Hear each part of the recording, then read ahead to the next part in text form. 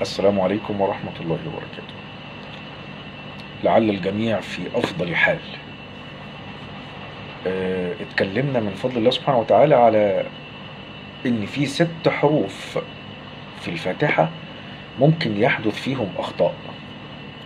اتكلمنا على حرف الذال في كلمة الذين، اتكلمنا على حرف السين والتاء والقاف في كلمة المستقيم، اهدنا الصراط المستقيم.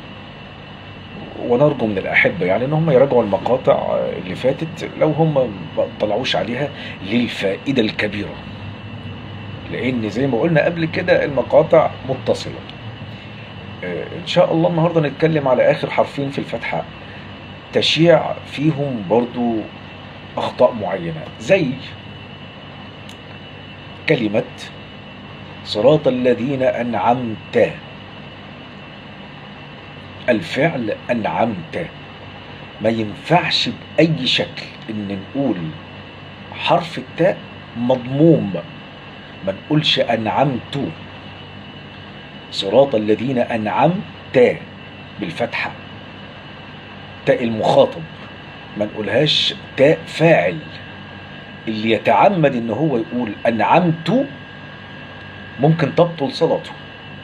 يبقى في كلمة أنعمت أو الفعل أنعمت نقول التاء مفتوحة، أنعمت. صراط الذين أنعمت عليهم غير المغضوب عليهم، في كلمة المغضوب المغضوب الماء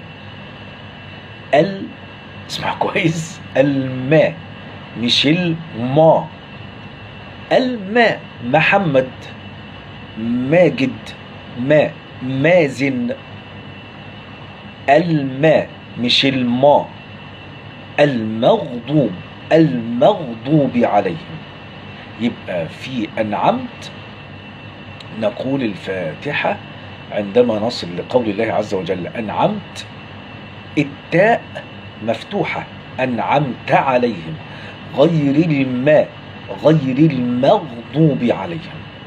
إن شاء الله نركز جدا مع الحرفين دول ونكرر مع نفسنا مرة بعد مرة علشان نأكد على المعلومة ونأكد على نطق الحرف صح، علشان تخرج الفاتحة إن شاء الله كما يحب الله عز وجل أن يسمعها منك.